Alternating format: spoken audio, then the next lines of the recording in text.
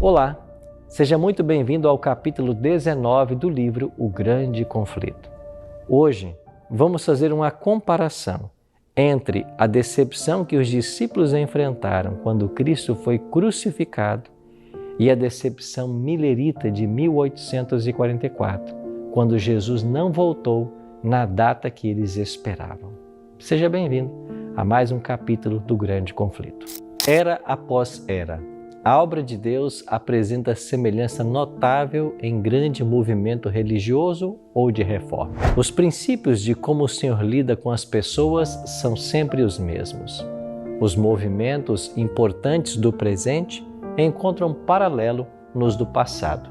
E a experiência da Igreja em eras anteriores traz lições para o nosso tempo. Por meio de seu Espírito, Deus dirigiu seus servos na terra de maneira especial e para fazer avançar a obra da salvação. Os seres humanos são instrumentos nas mãos de Deus. Ele dá a cada um uma luz suficiente para realizar a obra com a qual lhe incumbiu. Mas ninguém nunca teve plena compreensão dos propósitos divinos na obra em seu tempo. Os representantes de Deus não entendem por completo todos os aspectos da mensagem que proclamam em seu nome. Nem mesmo os profetas entendiam plenamente as revelações que o Senhor lhes havia confiado. O sentido sempre foi revelado aos poucos, de era em era. Pedro diz acerca da salvação: foi a respeito dessa salvação que os profetas que falaram da graça destinada a vocês investigaram e examinaram, procurando saber o tempo e as circunstâncias para os quais apontava o Espírito de Cristo que neles estava, quando lhes predisse os sofrimentos de Cristo e as glórias que se seguiriam àqueles sofrimentos. A eles foi revelado que estavam ministrando não para si próprios, mas para vocês.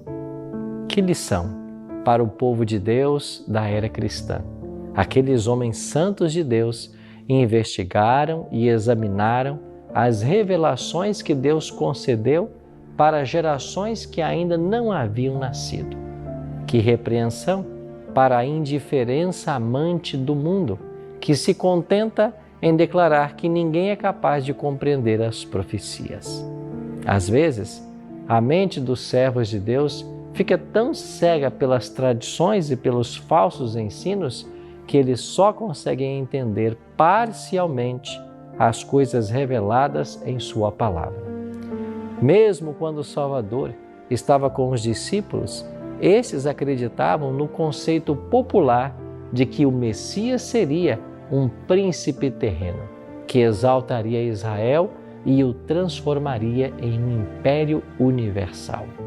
Não conseguiam compreender as palavras de Cristo que prediziam seu sofrimento, sua morte. Cristo tinha enviado os discípulos com a seguinte mensagem: o tempo é chegado, dizia ele. O reino de Deus está próximo. Arrependam-se e creiam nas boas novas. Essa mensagem estava baseada na profecia de Daniel, capítulo 9. As 69 semanas se estendiam até o ungido, o líder, e os discípulos aguardavam com expectativa a fundação do reino do Messias em Jerusalém, para governar sobre o mundo inteiro. Eles pregavam a mensagem que Jesus lhes havia concedido, embora não compreendessem o seu significado. Embora a proclamação deles estivesse baseada em Daniel 9:25, eles não viam no versículo seguinte que o ungido seria morto. Fixaram no coração na glória de um império terreno, e isso cegou o seu entendimento. No exato momento em que esperavam ver o seu Senhor subir ao trono de Davi, eles testemunharam sua prisão, seus açoites, sua zombaria, condenação e crucifixão. Que desespero e angústia oprimiam o coração daqueles discípulos. Cristo havia chegado no exato momento predito. Cada detalhe das Escrituras tinha se cumprido. A palavra e o Espírito de Deus confirmavam a comissão divina de seu Filho. Ainda assim, a mente dos discípulos foi obscurecida pela dúvida. Se Jesus realmente havia sido o Messias verdadeiro, por que eles afundaram em tamanho luto e desapontamento? Essa foi a pergunta que torturou a alma dos discípulos durante as horas sem esperança daquele sábado entre a morte e a ressurreição de Jesus.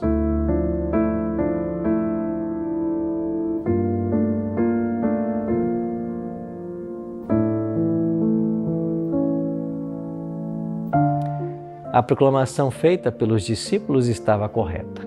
O tempo é chegado. O reino de Deus está próximo. Quando o tempo terminou, as 69 semanas que estenderiam até o Messias, o ungido, Cristo havia recebido a unção do Espírito após ser batizado por João Batista. O reino de Deus não era um império terreno, como os discípulos haviam sido ensinados a crer. Nem consistia naquele futuro e imortal do qual todos os governantes o adorarão e lhe obedecerão.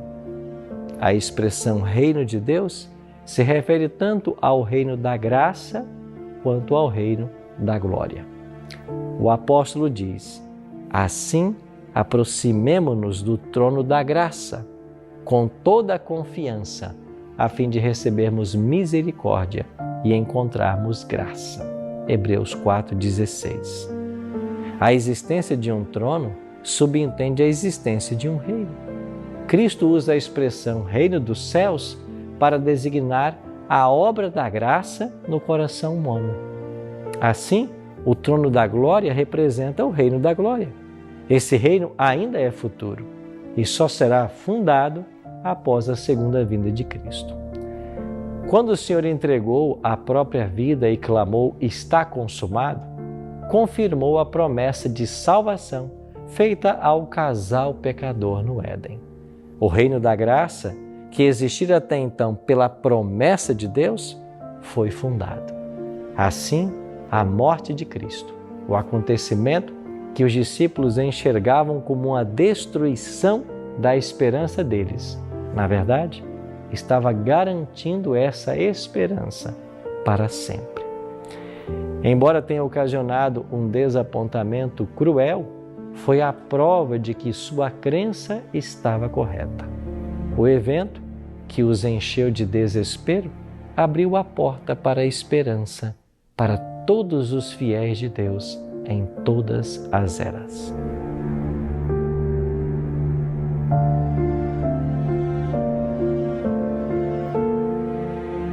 A atenção dos discípulos estava fixada no trono, na coroa e na glória.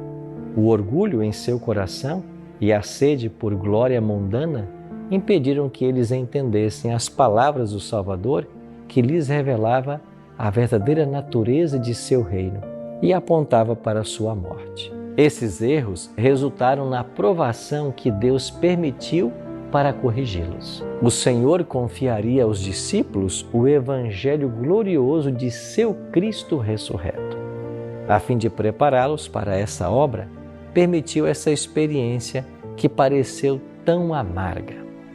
Após a ressurreição, Jesus apareceu aos discípulos no caminho para Emaús e explicou-lhes o que constava a respeito dele em todas as Escrituras. Queria alicerçar a fé deles na palavra profética, e não só por meio de seu testemunho pessoal, mas também pelas profecias do Antigo Testamento. E como o primeiro passo para lhes dar esse conhecimento, Jesus direcionou a atenção dos discípulos para Moisés e todos os profetas do Antigo Testamento, é claro. De uma maneira mais completa, os discípulos acharam aquele sobre quem Moisés escreveu na lei e a respeito de quem os profetas também escreveram. Certeza e fé límpida substituíram a incerteza e o desespero. Passaram pela provação mais profunda possível para eles e viram como a palavra de Deus havia cumprido de maneira triunfante. Depois disso, o que poderia abalar sua fé? Sua mais profunda tristeza? Foram firmemente encorajados e encontraram uma esperança que era como âncora da alma, firme e segura. O Senhor diz: o meu povo jamais será envergonhado. O choro pode persistir por uma noite, mas de manhã irrompe a alegria. No dia da ressurreição, esses discípulos encontraram o Salvador e o coração deles ardeu enquanto ouviam suas palavras. Antes de sua ascensão, Jesus os instruiu: vão pelo mundo e preguem o Evangelho a todas as pessoas. E ele acrescentou: e eu estarei sempre convosco. No dia de Pentecostes, o Consolador prometido veio e o coração dos fiéis vibrou com a presença vívida do Senhor que havia ascendido ao céu. A experiência dos discípulos na primeira vinda de Cristo assemelha-se à experiência daqueles que anunciaram também sua vinda nos idos de 1844. Assim como os discípulos pregaram: o tempo é chegado, o reino de Deus está próximo, Miller e seus companheiros proclamaram que o último período profético da Bíblia estava prestes a terminar. O juízo logo aconteceria e o reino eterno de Jesus seria fundado. A pregação dos discípulos acerca do tempo era baseada nas 70 semanas de Daniel capítulo 9. A mensagem de Miller e seus companheiros proclamavam e anunciavam o fim das 2.300 tardes e manhãs, de acordo com Daniel 8,14, das quais as 70 semanas fazem parte. Ou seja, a pregação de ambas as pessoas estava baseada no mesmo período profético. E assim como os primeiros discípulos, Guilherme Miller e seus companheiros não entendiam totalmente a mensagem que eles estavam pregando. Erros profundamente enraizados na igreja impediram que eles interpretassem de forma correta um aspecto importante da profecia. Por isso, embora anunciassem a mensagem de que Deus lhe havia confiado, por não compreenderem todo o seu significado, sofreram também um grande desapontamento. Miller adotou o ponto de vista muito disseminado de que a terra é o santuário e acreditava que a purificação do santuário, profetizada em Daniel 8,14, representava a purificação da terra pelo fogo, na volta de Jesus. Logo ele concluiu: o fim dos 2.300 anos ou 2.300 tardes e manhãs revela o tempo do segundo advento. A purificação do santuário era o último rito que o sumo sacerdote realizava no ciclo anual de adoração. Consistia na obra do fechamento da expiação, a retirada ou o afastamento dos pecados de Israel. Esta ilustrava de antemão a obra final de nosso sumo sacerdote no santuário no céu, removendo ou apagando os pecados do seu povo, os quais estão registrados nos livros celestiais. Esse serviço envolve investigação, uma obra de juízo que ocorre logo antes da vinda de Cristo nas nuvens dos céus. Pois quando ele vier, todos os casos já estarão decididos para a salvação ou perdição.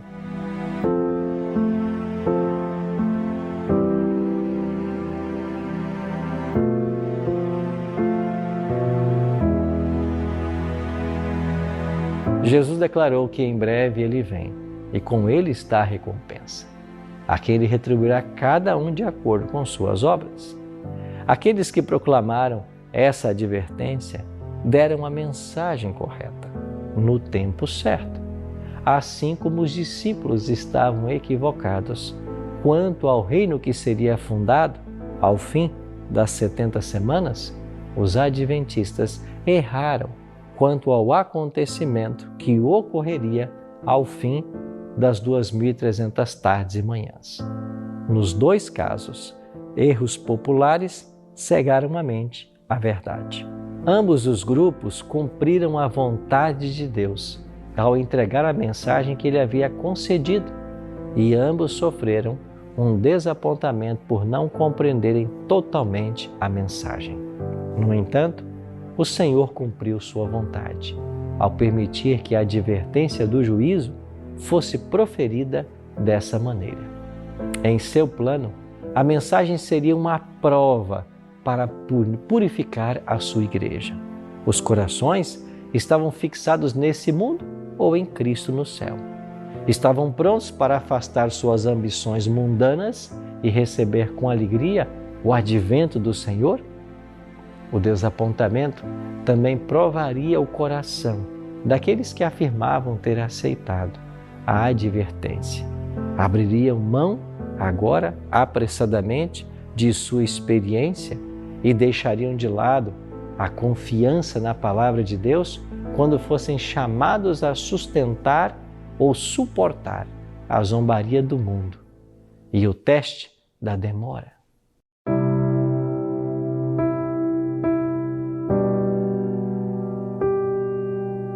Por não terem entendido de imediato o agir de Deus, rejeitaram a verdade que o testemunho claro de sua palavra havia sustentado. Essa prova lhes ensinaria o perigo de aceitar interpretações humanas, em vez de fazer da Bíblia a sua própria intérprete. Levaria os filhos da fé a um estudo mais minucioso da palavra, a examinar os fundamentos de sua fé com mais cautela e a rejeitar tudo aquilo que não estivesse baseado nas Escrituras. Por mais aceito que fosse pelo mundo cristão, as coisas que pareciam escuras na hora da prova, depois se tornariam claras, a despeito do sofrimento que resultou de seus erros.